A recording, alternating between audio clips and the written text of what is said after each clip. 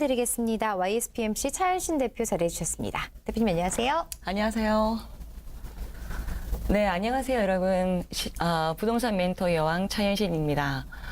이번 주가 6월 달 마지막 주간이 되죠. 그래서 벌써 그러다 보니까 올해도 상반기가 다 지나가게 되었습니다. 올해 초에 계획했던 일들, 근데 아직 실행이 안 됐던 분들, 하반기에는 꼭 계획을 이룩하시고 이 시간 저와 함께 또 새로운 그런 이슈와 함께 좋은 정보의 알짜 시간 되시길 바라겠습니다. 자, 지난 4월부터 다주택자에 대한 양도소득세 중과가 본격화되면서 세금 부담이 크게 늘어난 분들 걱정 많으시죠? 자, 그런데 오늘 차현신 대표님과 함께 양도소득세 줄일 수 있는 방법에 대해서 살펴보도록 하겠습니다. 대표님 어떤 방법들이 있을까요? 네. 부동산을 투자를 하는 데 있어서 항상 세 가지 세금이 있죠. 취득 단계, 그리고 보유 단계, 또 양도 단계. 자, 그렇게 봤을 때 우리가 흔히 재테크 하면은 많은 여러 가지의 그 운영 방안이나 테크의 방법이 있는데 그 중에서도 이 재테크가 상당히 중요한 포인트가 되겠습니다. 자, 흔히 우리가 주식이 됐던 부동산이 되었던 우리가 잘 투자했다라고 판단할 수 있는 근거는 잘 팔아야지, 또 잘 팔고 나서 또 어느 정도 이익이 있어야 투자를 잘 했다라고 우리가 판단을 할 수가 있겠죠. 자, 오늘은 그래서 여러분들께서 그 양도를 했을 때 어떤 식으로 양도를 하고 또 어떻게 재테크를 해야지 정말 내가 이 부동산을 잘 투자를 했노라라고 느낄 수 있는 그런 부분을 시간 관계상 있고도 해서 딱 10가지로 여러분들이 필수적으로 알아야 될 사항을 오늘 알려드릴까 합니다. 자, 그러면 양도세, 절세 팁 10가지 중에서 첫 번째는 어떤 것이 될까요? 바로 1가구 1주택이 가장 최대의 절세 방법이 된다고 합니다. 자, 1가구 1주택 비과세 적용이 가장 최대 절세 방법인데 반드시 그 1주택과 1세대의 요건을 갖추어야 합니다. 자, 그러면 1세대라는 것은 뭐냐? 거주자와 배우자 그리고 가족이 양도할 당시에 동일한 장소에 같이 생계를 같이 하고 있는 가족들이 바로 1세대라고 하는데요. 그 1세대와 1주택을 갖추어야 비로소 그것이 비과세 적용을 받는다. 이렇게 정리를 해드릴게요. 그리고 취득일로부터 양도일까지 최소 2년 이상은 보유를 해야지 되고요. 그리고 이 취득일이라는 건 언제를 얘기하냐면 우리가 흔히 봤을 때 취득일, 또 잔금 지급일, 또 등기일, 실제 사용일, 이게 여러 가지가 있는데 그 4가지 중에서 가장 빠른 날을 취득일로 인정을 합니다. 그래서 그 취득일로부터 양도일까지 2년 이상은 보유해야 1가구 1주택의 비과세 적용을 받을 수 있다. 이렇게 정리를 하겠습니다. 자, 그리고 두 번째로는 부동산 보유 기간을 최소한 1년을 넘기도록 해라 했는데 사실은 1년보다도 2년입니다. 작년 재작년까지는 1년만 해도 괜찮았는데 작년 파리 대책 이후로부터는 1년은 무조건 50%를 매깁니다. 그리고 2년부터는 40%, 그 다음에 2년 이상부터 양도를 했을 때는 6에서 42%로 구간별 누진세율을 적용을 하게 돼 있는데요. 그러니까 최소한 보유 기간을 2년을 보유를 하고 양도를 해야 어느 정도 양도세에서도 비과세에 또 절세의 효과를 누릴 수가 있다. 이렇게 정리를 하겠습니다. 자, 그럼 세 번째는 양도 차익이 발생하는 부동산은 1년에 1개씩만 팔아라. 이렇게 정리를 했는데요. 이 얘기가 뭐냐면은 그 같은 연도에 양도 차익이 발생하는 부동산을 한꺼번에 이렇게 처분하고자 하는 분들이 있습니다. 자, 그랬을 때 그 한꺼번에 처분을 하게 되면 어떤 일이 있게 되냐면은 제가 조금 전에 얘기했었죠. 그러니까 2번에서 그 얘기를 설명을 드렸는데 구간별로 6에서 42%로 양도 차익이 얼마 남느냐에 따라서 적은 금액, 또 중간 금액, 또 많은 금액에 따라서 각각 6%, 또 12% 해서 마지막에 42%까지 누진 단계로 세율을 높게 매기게 돼 있는데 이 양도 차익이 발생하는 부동산을 여러 개, 최소한 2건 이상을 만약에 동시에 팔게 된다면 양도 차익을 합산을 해서 높은 세율을 적용을 하게 됩니다.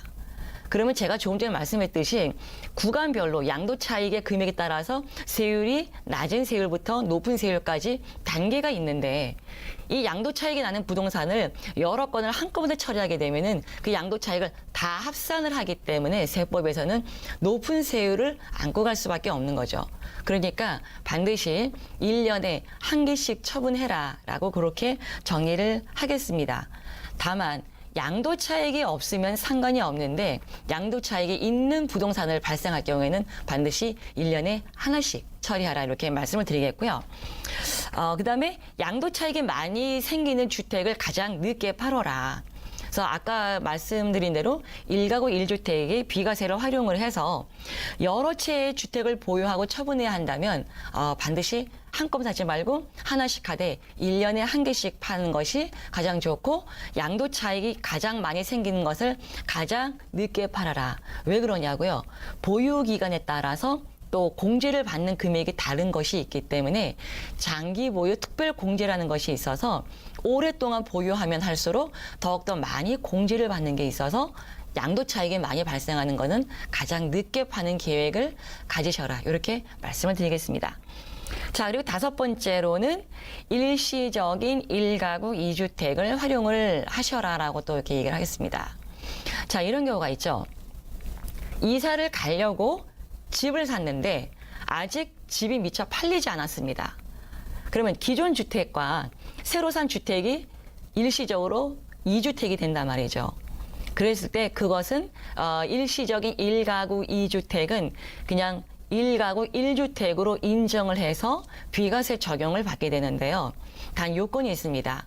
기존의 주택을 3년 이내에 어떻게 하든지 파셔야지 그것이 1세대 1주택으로 인정을 해서 비과세 적용을 받을 수 있다. 그래서 반드시 일시적인 1가구 2주택은 3년 이내에 종전주택을 꼭 팔아라. 그거 명심하셔야 될 부분이고요. 그다음에 이제 장기 보유 특별 공제라는 것이 있습니다. 이게 이제 3년, 5년, 10년 그런데 3년 이상부터 이제 장기 보유 특별 공제가 적용이 되고 2년까지는 안 됩니다.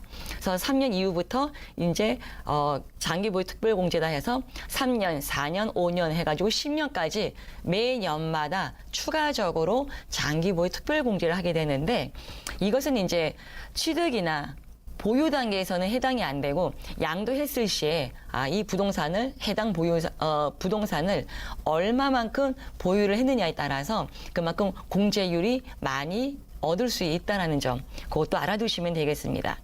그래서 일반 내가 1가구 1주택 거주하는 부동산 외에 일반적으로 보유하고 있는 부동산들은 10년까지 최대 30%까지 장기 보유 특별 공제를 얻을 수 있다.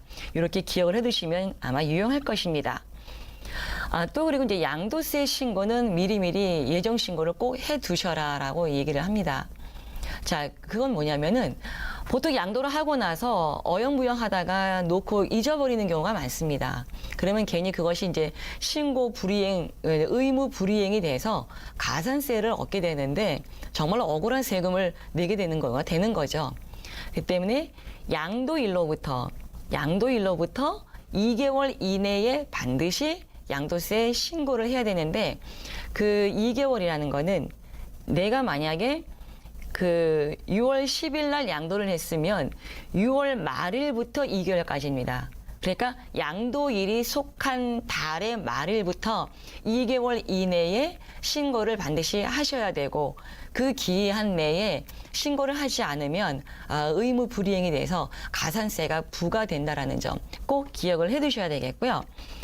그 다음에 이제 부대 비용 같은 필요 경비가 이제 또 많이 있는데 그런 증빙 서류를 반드시 꼭 챙기시는 것도 유용한 방법이 되겠습니다. 자, 부대 비용 하면 보통 이제 지출했던 비용들을 다 이제 차곡차곡 꼬박꼬박 모아서 영수증이라든가 세금 계산서 이런 거를 다 꼼꼼히 챙겨 두시는 것이 아주 유용한데요. 흔히 여러분들이 다 아시는 것처럼 이제 부동산 중개 수수료, 그다음에 이제 취득 비용, 법무사 비용, 거기에 또 지방세가 다 따라오죠. 농어촌 특별세, 또 교육세 가지고 각종 국세, 지방세 할 것 없이 세금은 다 꼼꼼히 챙겨 두시고, 또 그것뿐만 아닙니다. 예를 들어서 이사 들어간 집에 수리를 했다거나 또 뭐 샤시를 설치를 했다거나 발코니를 확장했다거나 이런 각종 수리 비용도 이것이 다 부대 비용이 들어가기 때문에 취득할 당시에 각종 모든 그런 영수증, 계산서를 하나도 빠짐없이 다 챙겨두시면 유용하게 절세 효과를 많이 얻으실 수가 있습니다. 자, 그리고 이제 양도 차익이 많다면 또 배우자 간의 증여도 생각을 해볼까 있는데요. 자, 이 배우자 간의 증여는 실거래가 기준으로 5년간 6억 원까지 공제를 받을 수가 있습니다. 그리고 증여 후에 또 부동산 양도를 할 수가 있기 때문에 취득가액을 높이게 하면은 나중에 양도 차익이 또 그만큼 줄어들 수가 있으니까 그만큼 절세 효과를 얻을 수가 있겠는데요. 다만 이제 그 배우자에게 증여를 했을 경우에는 그 보유 기간도 5년은 보유를 하고 있다가 양도를 해야 그 증여 시점부터 양도로 인정을 받을 수가 있게 됩니다. 자, 그리고 마지막으로 주택 매입 시에 공동 명의로 하는 것도 양도소득세에 유리합니다. 자, 이것은 뭐냐면은 나중에 이제 그 양도를 했을 때에 그 인적공제라는 게 있습니다. 인적공제하고 소득공제연 개인별로 연간 250만 원씩 공제를 하게 있는데, 내가 혼자 갖고 있어서 혼자 250만 원 공제를 받는 것보다 둘이 같이 공동으로 소유해서 팔았을 시에는 인적공제를 각각 두 사람이 각각 공제를 받기 때문에 그만큼 훨씬 더 많은 절세 효과가 나타난다고 볼 수가 있겠죠. 그리고 또 아까 내가 말씀드린 대로 장기 보유 특별공제도 한 사람이 10년 보유했다가 파는 것보다 두 사람이 10년을 같이 보유한 거가 되기 때문에 각각의 그런 것도 똑같이 그 유용한 절세 효과가 될 수 있다라고 보겠습니다. 그래서 쉽게 얘기하면 한 사람에게 재산이 몰려 있게 되면은 그 한 사람이 모두 그 세금을 다 몰아서 내야 되지만 그것을 나눠서 내게 되면 세금도 분산이 되기 때문에 훨씬 절세 효과가 나타난다. 그렇게 볼 수가 있겠습니다. 자, 그래서 장기보유 특별공제와 양도소득세율을 잘 감안하셔가지고 제가 드린 10가지 팁으로 인해서 여러분께서 적절하게 세테크에 유용하게 팁을 활용해 보시면 좋을 것 같습니다. 네, 잘 들었습니다. 절세도 재테크다. 세테크 방법, 특히나 양도소득세를 줄일 수 있는 여러 가지 팁들 전해드렸는데요. 꼼꼼하게 다시 한번 살펴보시기 바랍니다.